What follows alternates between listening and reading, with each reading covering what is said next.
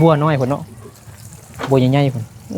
สำนีก็ใหญ่แล้วฮะว่าสำนีก็ใหญ่แล้วพวกไอ้ใหญ่อยู่แต่มือวานนี้กับมือนี้นี่บ่หนาวปานใดยังหน่อยนึงเนาะน้องไปใส่กับน้ำไปหน่อยเป็นนางเอกก็ต้องนำไปทุกที่ทุกบ้านน่ะนะตอนนี้น้องนนท์ก็ยังซื้อเขากินอยู่พี่น้องแม่นบ่เลย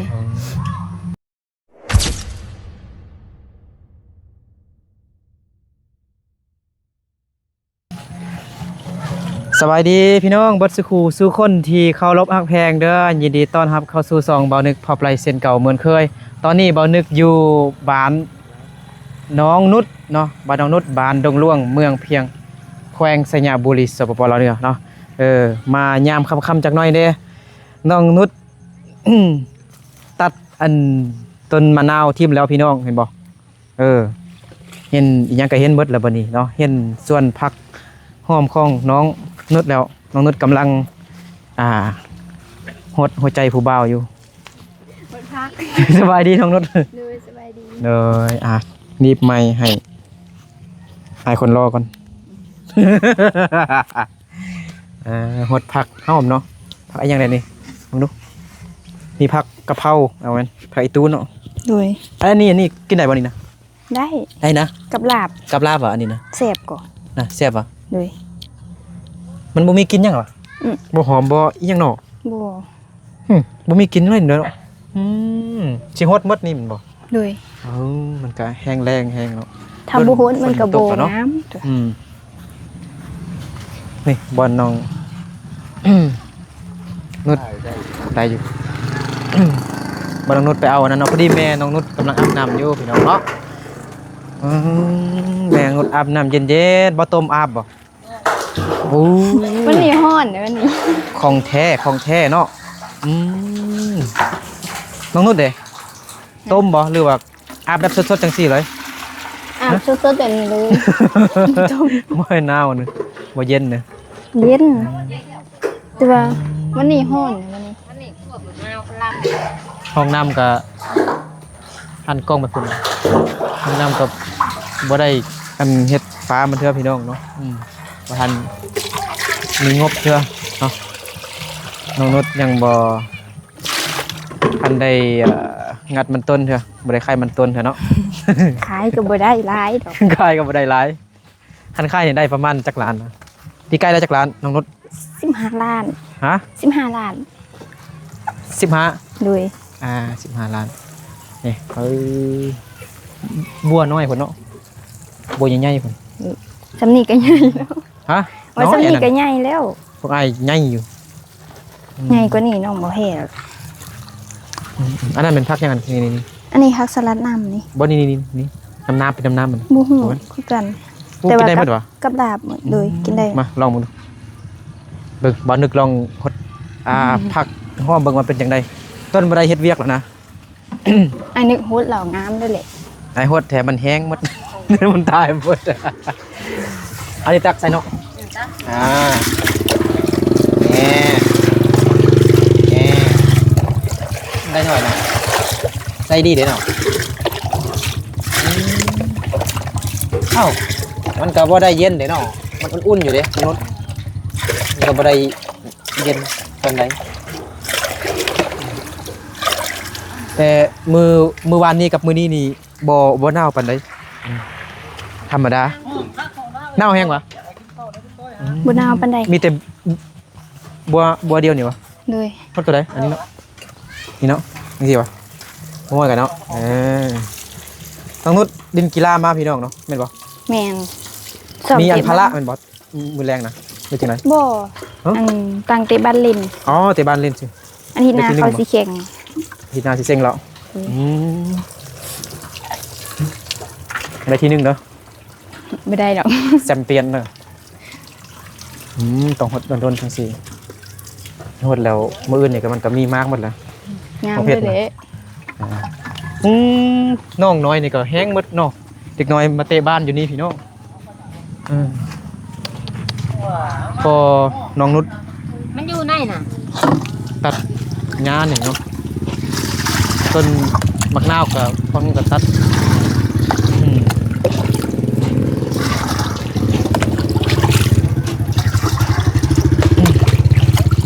มื้อแรกให้ยังกินน่ะ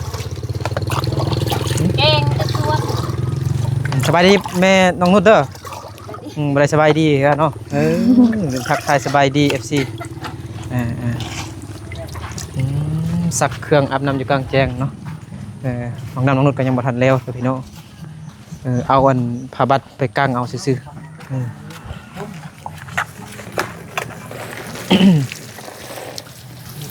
มื้ออื่นวัน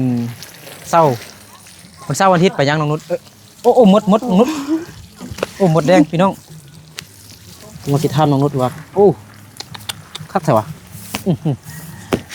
มด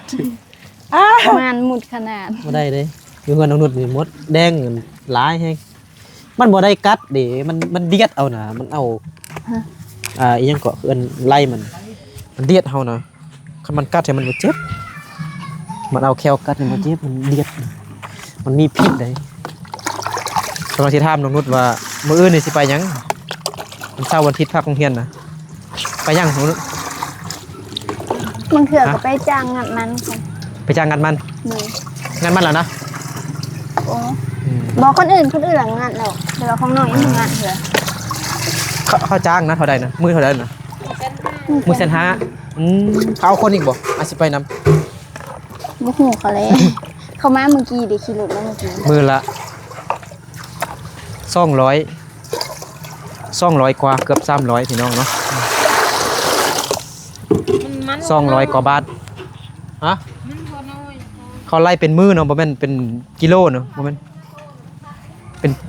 คันเป็นต้นเนี่ยค่าทุนเฮาอ่ะ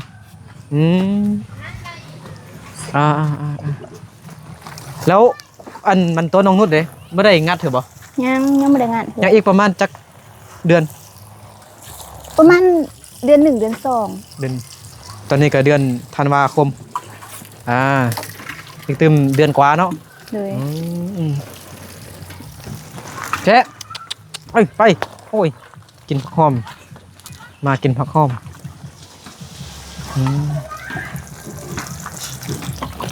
ไปหาเงินเอาเงินไปเฮ็ดหยัง สิเขา ซื้อข้าวกิน เขามืดแล้วตอนนี้ ซื้อข้าวกินมาสั่นไปแล้วเหรอเนอะยังไม่นึงเนาะน้องนุชไปใส่กับน้ำไปไหนเป็นน้องเอกก็ต้องนำไปทุกที่ทุกบ้านนะ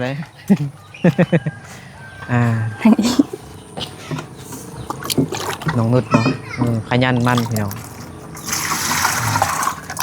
คือว่าได้ยินเสียงเขาเปิดลำโพงเปิดเพลงเด้เขามีงานอีหยังนะเขาจัดงานอีหยังโอ้เขาต้องกินเบียร์กินเหล้าซื่อๆบ่โอ้มือนี่เป็นมือค่ำพี่น้องเนาะ15 ค่ำเขาบอกไปให้ไปส่วน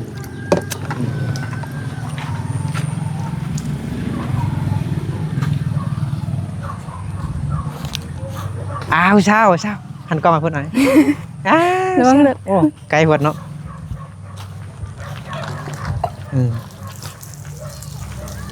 โอ้มันตายแล้วที่คือว่าเหลืองๆไว้นะ อันดา เบียร์อันมักเพชรมันบอกเบียร์มันยังเบียร์อันมักเพชรหรือว่าอีหยังอัน เบียร์น้อยๆนะเบียร์อันมะแคน มาแขนวะแล้วเหรอบ่ เดี๋ยวละ ไปนอนเถอะนะ โบ ไม่ได้อาบน้ำสินอนแล้ว น้ำยังบุอาบหู น้ำบอาบเถอะอาบอยู่ซะ อาบอยู่หันนี่ อาบอยู่นี่สิอาบตอนนี้เหรอบ่ อาบให้ FC เบิ่งบ่ได้เลยเนาะ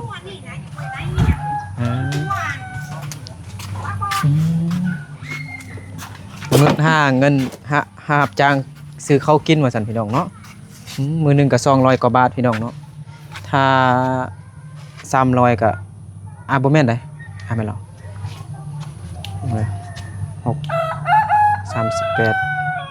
บ่ฮอด300บาท200กว่าบาทเนาะ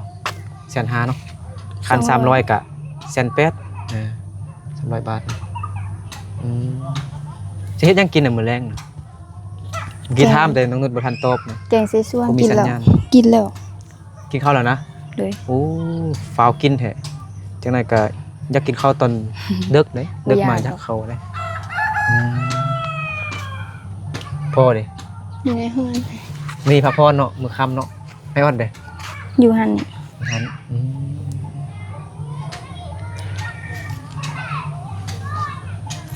มื้อนี้บ่หนาวดิ ฮ้อน โอ้ร้อนอยู่ดิสึกร้อนอยู่อ่ะเลาะย่างดินก่อนออกกำลังกายก่อนน้องนุชกับเตะบ้านเก้งนะพี่น้องเนาะเอาวะ เตะมันนั่นอยู่เนอะเตะวิทย์อยู่เนอะปุ๊บ บ่มีดอก นั่น แต่ว่าแห้งบ่พอ พออยู่นี่เนาะสบายดีลุงออดสบายดีเฮ็ดหยังนะเมียนเมียนอันตูอันยังก่อนยังก่อนนะ ทาง ทาง ปุ๋ย สิทธิ์ปุ้ยเนาะสิทธิ์ยาเนาะทางล่างนี่เฮ็ดเป็นแปลนไว้สิเฮ็ดหยังเนาะ มาเฮ็ดส่วน เฮ็ดส่วนพักเฮ็ดเป็นนานไปโอ้ต้องได้หานอันงาไม้นี่ออกแล้วนี่นะครับ ไก่เรียกไก่ตึง อ๋อ ไก่เรียก แบ่งเอาก็ได้บ่เลี้ยงไก่ทางนั้นเอาเนาะไปเฮ็ดส่วนทางนี้แต่มันห่มได้ตรงนู้นเบิ่ง ได้ มันบ่ห่มนี่บ่ได้ตัดอันงาไม้นี่ออกมันห่มแล้วมันบ่ได้บ่มีแสงแดดเราผักเฮาบ่งามเด้ ไก่เรียก ตอนนี้เด้ย่างจักโตน่ะเป็ดไก่น่ะ บ่เหลือจักตัว บ่ย่าง ยังแต่แมวตัวนึงเนาะ ยังแต่แมวน้องนุชเลี้ยงแมวอันนั้นหัวสีเคออันตัวยิงประเภทใหญ่เลยนั่นเนาะแม่นบ่น้องนุช โดย มันตัวน้อยๆหั่นน่ะ หัวสิ มัน ไข่ ออกคิ้วๆจังน้อยเนาะคิ้วแห้งมื้อก่อนว่าสิเอาไปตำใส่กับซีนแต่มันคือว่าคิ้วๆจังน้อยเด้เอามือนี่ต้องได้ไปหาเงินนำน้องนุชแหละพี่น้องเอ้ยเนาะวันนี้ก็บ่มีเงินเติมน้ำมันรถเลาะไปถ่ายรายการแล้วพี่น้องเนาะต้องเดี๋ยวไปกับน้องนุชแหละมื้ออื่นนี่เขาจะเอาคนบ่ บ่ฮู้ โอ้โหไปนั่งเขาเบานี่เอาแต่น้องนุชเนาะน้องนุชเป็นคนงามนะเขาเอาแต่น้องนุชบ่ บ่งามปานใด เจ้าของมันต้นเป็นผู้เบาที่ บ่ โสดอยู่ที่ ถ้าเขามีตังค์นี่เฮานั่งเล่นอยู่นี่คักเนาะแจ้งดีเนาะมดนี่ตายหมดแล้วว่าอยู่นี่นะมื้อนั้นมดอยู่นี่ล้าแฮงพี่น้องเนาะเดือนนี้ค่าไฟแพงบ่ แพง แพงบ่ แพง 50ปลาย 50ปลายทึกแท้ 80ปลายบางเดือน โอ้บางเดือน80ปลายบางเดือนมีฮอดอันแสนปลายบ่ ฮ้อน ฮอดอยู่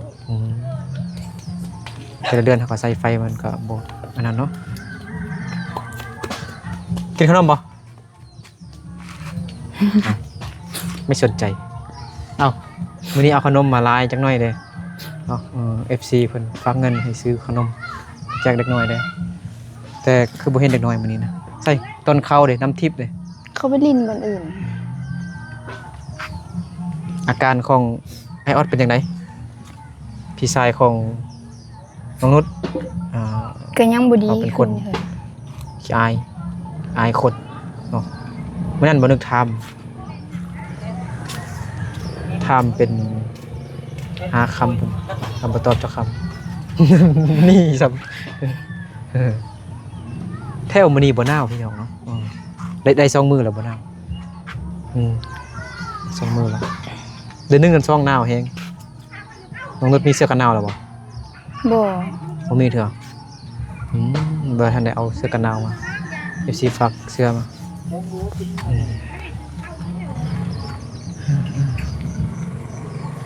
เด็กน้อยมันละ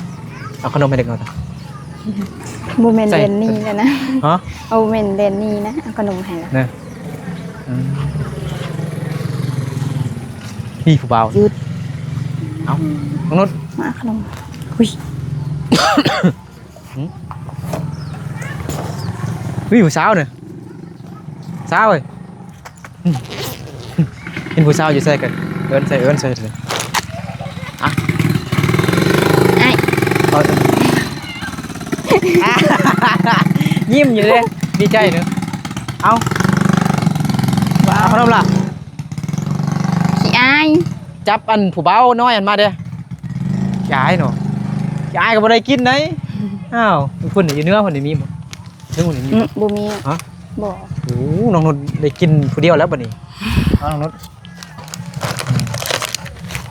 ใจ เป็นหนัง อันเดียวกันแล้ว เอิ้นมาดูดู ให้น้องนุ่นก่อนเนาะ โบ้เขาบ่ เอาไปให้ เขาบ่ น้ อ อย ยู่หั่น เฮ้ยเป็นหน่อยนะ เขาบ่อยู่หั่นหรอก น่ะโอ้ต้นข้าวเด้น้องเศร้าน้องนุ่นเด็ดไปซะแล้ว เขาบ่ดินบนอื่น นี่เห็นบ่แม่นผู้นั้นบ่ บ่มี บ่แม่น อิหยังน่ะหยอกลูกน่ะลูกหรือว่าหล้าน ร้านติดนี่กะ เอิ้นมาดู นายเห็นไหม เอิ้นมา นาย เอาขนมเอาขนมมาเอาขนมมา ตีนี่ว่า อย่าแล้วบ่นั้นเราชิมมาเอง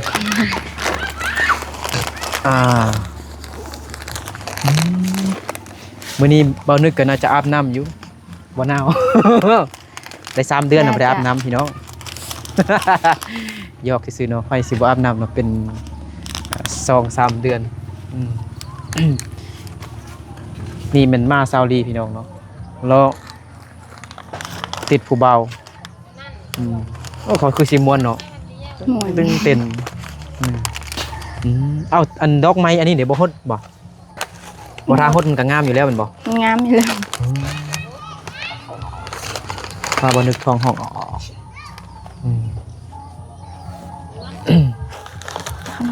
เอาขนมเย็นกันก็ได้โอ้มื้อนี้เขาบ่มาส่งน้ำบ่ บ่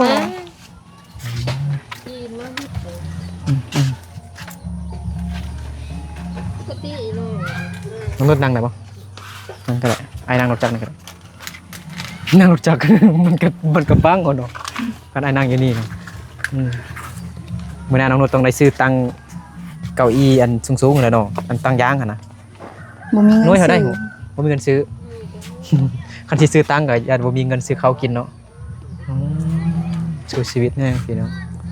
เนาะ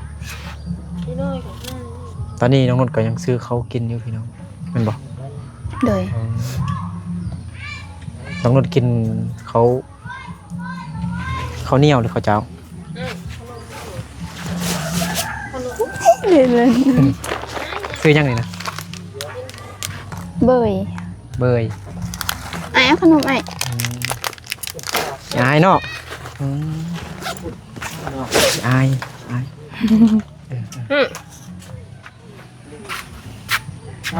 ฮันติมาแล้วตีน้ำทิพย์น่ะเห็นบ่ บ่อันนั้นต้นเขา แล้วต้นเขาน่ะต้นเขาน้ำทิพย์หน้าตาคือกันหมด นั่นนี่ต้นทิพย์น้ำทิพย์ ซื้อยังมาน่ะซื้อข้าวเปียกเฟอร์บ่น้ำทิพย์ต้นข้าวไปย่างหมาไอ้กินได้ไอ้กินได้กินได้กินได้ปะฮะไม่ส่วนยอกซื้อซื้อไอ้ไม่ส่วนเนี่ยยอกซื้อใช่น้ำทิพย์ไปซะเหรอแล่นไปพูดเหรอ กินน้ำมูก อื่นไปหับจ้างเอาเนาะเบิ่งก่อนลองมื้ออื่นเช้าก่อนลองถามให้น้องนุชถามเขาเอาคนบ่ แม่ก็ไปบ่ ก็ไป ไปหมดทางครอบครัวเลยไอออดก็ไป โดย พ่อก็ไป4 คนไปบ่พ่อแม่ไอออดแล้วก็น้องนุชยังแต่น้องดินกับน้องน้ำทิพย์เนาะแม่นบ่ โดย อื่นเฝ้าบ้านเฝ้าเฮือนเบิ่งได้จักแสน6 แสน4 คนบ่ โดย แม่นบ่ได้6 แสนพอดีได้ 1,000 บาทเนาะมื้อหนึงวันหนึงเนาะ ตัว4 คน ฮะ ตัว4 คน 4 คนได้พอดี 1,000 บาทเนาะมื้อนี้เป็นมื้อค่ำเด้พ่อแม่น้องเห็นยังมื้อนี้พักผ่อนบ่หรือจังได พักผ่อน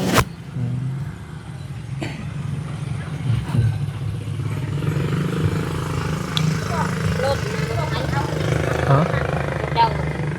ผู้ใด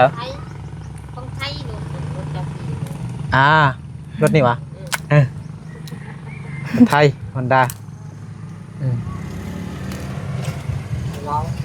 น้องนุชจะขับบ่ ลองมึง อยากครับ แม่งนุชถามรถมอไซค์บ่นึกซื้อรถไทยบ่รถมาจากประเทศไทย รถไทยมันดีจากมันดีคันรถจากจีนนี่งบส่งมันก็ คือกันแต่การใช้งานมันบ่คือกันโอ้ม้านี่จอยแท้เขาบ่ได้เลี้ยงมันบ่แม่นม้าน้องนุชเด้อ บ่ได้เลี้ยงมา มีแต่ม้าคนอื่นเนาะก็คือนี่แหละม้าเอ้ยลีมานี้นี่กินลายซำใดก็บ่ตุ้ยจักเทื่อม้าซาวลีพี่น้องเนาะบ้านซาวลีกับบ้านน้องนุชนี่มันหมู่บ้านเดียวกันเนาะซาวลีก็เป็นชนเผ่ายวนน้องนุชก็เป็นชนเผ่ายาวแม่นชนเผ่ายวนเนาะคิดว่ายาวคิดว่าอิวเมียนเลยยาวอิวเมียนอันเดียวกันแม่นบ่แม่นบ่ เลยแม่นอันเดียวกัน ได้เฮียนอยู่บ่อยู่ตำนานอยู่ภูมิศาสตร์เนาะแม่นบ่ อยู่กรุงศาสตร์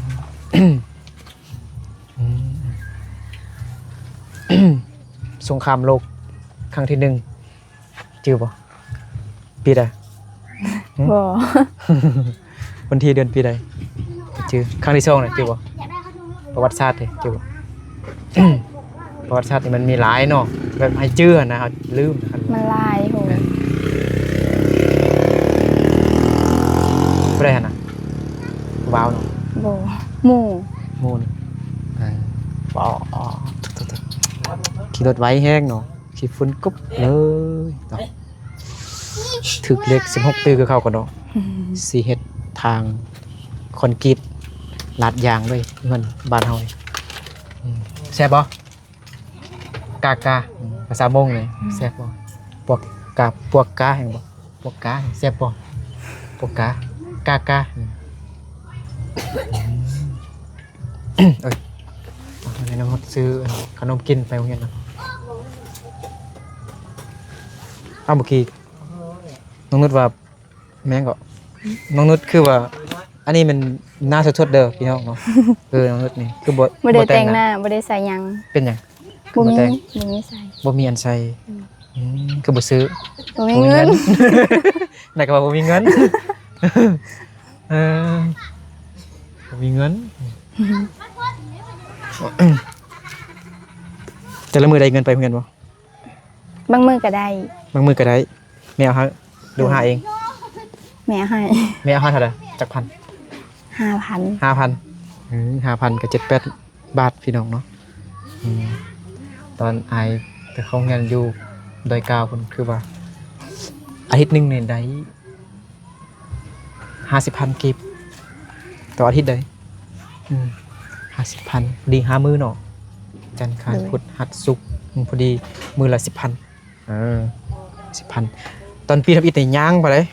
ย่างไปพี่น้องเนาะระยะทางก็จากบ้านบ่อนึกไปโรงเรียนบ่อนึกนี่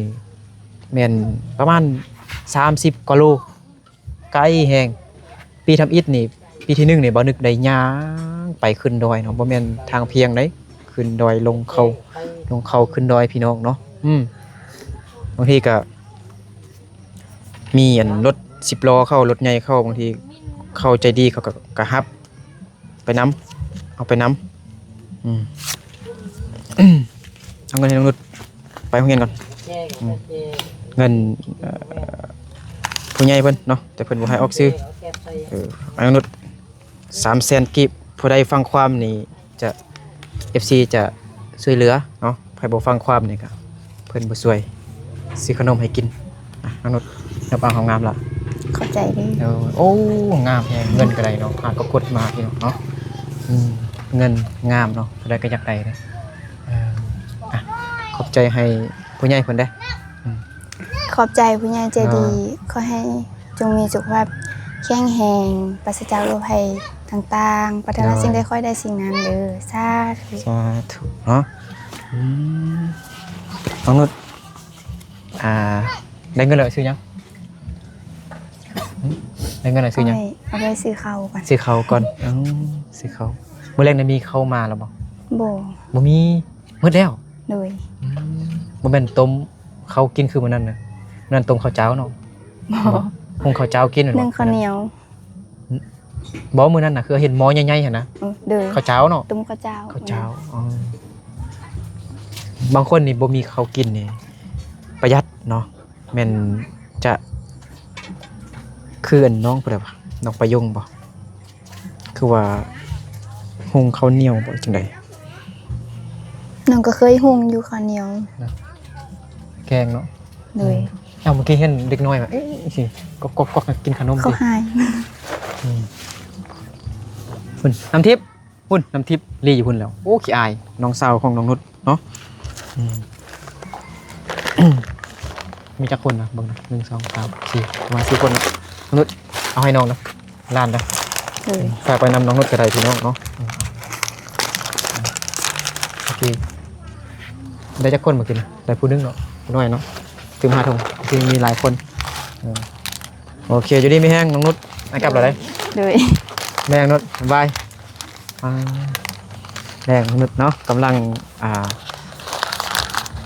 อย่างเสร็จผมอยู่แล้วก็อาบน้ำเนาะหนาวบ่เมื่อกี้อาบหนาวบ่หนาวแห้งมื้อนี้มื้อวานนี้ก็บ่หนาวมื้อนี้ก็บ่หนาวปานใดมือกดก้อนหั่นหนาวพี่น้องเนาะ ไอ้ แม่บ๊ายบายน้องนุชกลับก่อนบ๊ายบาย FC เลยบ๊ายบายไปพี่น้องเนาะอ้าวเดินทางกลับพี่น้องเนาะมื้อนี้ก็บ่ได้มาใกล้ดอกพี่น้องเนาะ บ่ฮอดโลฮอด1 กิโลเมตรเนาะพี่น้องเบิ่งวัยรุ่นเข้าแข่งกันได้หั่นน่ะโอ้ แข่งอยู่ทางอื่นก็บ่แข่งมาแข่งอยู่ ทางน้อยพี่น้องเนาะโอเคพี่น้องอยู่ดีมีแห้งบนสกูทุกคนเดี๋ยวบ่นึกกับทีมงานเดินทางกลับบ้านก่อนเนาะกลับเงินก่อนอยู่ดีมีแห้งบนสกูทุกคนสบายดีไป